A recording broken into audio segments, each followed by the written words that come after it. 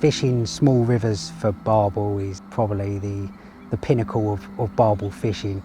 Big rivers, they're great to fish. I've fished a number of big rivers over the past, but it's just something about those small, intimate rivers where you're really in touch with nature. You're tiptoeing along the bank, you're casting under trees and overhanging bushes, undercut banks, and it's just such a special place to be on those small rivers. When that rod tip bends round and you hook a big barbel, and your rod's doubled over, you're playing a fish under the rod tip, you can't give it anything. It's really special, and it's something that I really enjoy.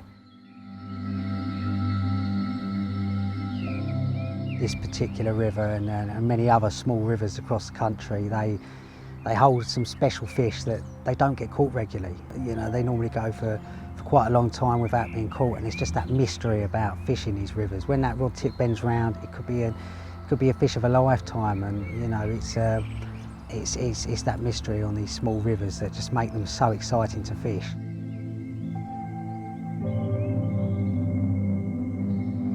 Fishing these snaggy rivers, I like to use a coated braid hook link down to a size 7 or even a size 6 hook with a long hair on the end of that, and that's simply to deter the chub from taking your bait. I tend to find that the chub feed in a different way from the barbel, and they pick up the bait rather than suck it in like a barbel, and to avoid actually hooking the chub and spooking off the barbel, that works really well, and that's quite effective. With regards to bait, I like to use a real smelly bait, a bait that in coloured water is going to draw the fish in. My go-to is a dumbbell boilie. I like to fish that with a PVA bag. Now the PVA bag for me is really important, especially on rivers where there's not so much flow. You've got natural air pockets within that PVA bag, and that's going to kick the hook bait away from the lead and give you absolutely ideal presentation. I also like to put putty along the braided hook link, usually in intervals of about 8 inches, and that's just going to pin that hook link down to the bottom of the riverbed. So the braided hook link that I use of about 2 feet, that's just simply attaches via a figure of 8 loop onto a swivel with a sleeve over the top of it, and that has a run ring on the other end with usually a 2-ounce lead, depending on the flow of the river at the time.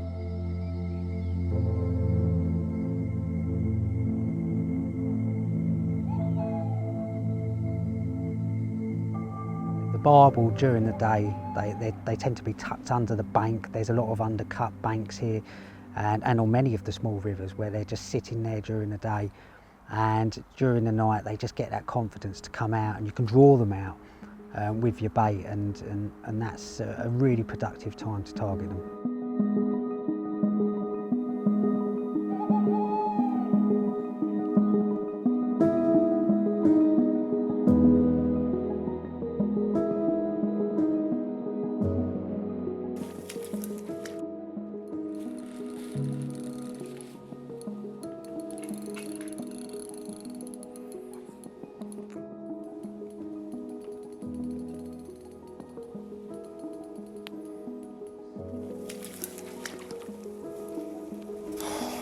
We got this one.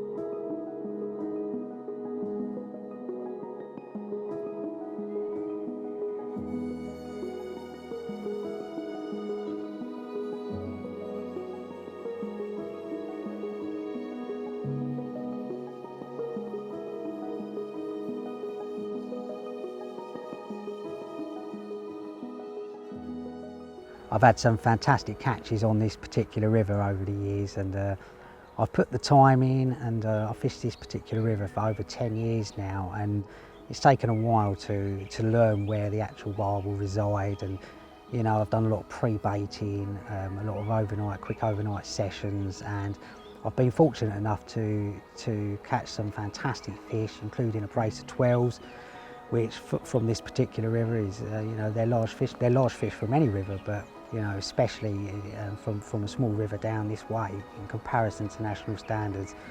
And it's just a place that is very close to my heart. I love fishing here. It's really wild, really secluded, out the way, and it's got some incredible fish that are fin perfect. They haven't got scale missing. You know, that's hard to find nowadays in angling, even when it comes to barbel. So whenever I can get a few sessions on here and do a mini campaign during the autumn, I always do.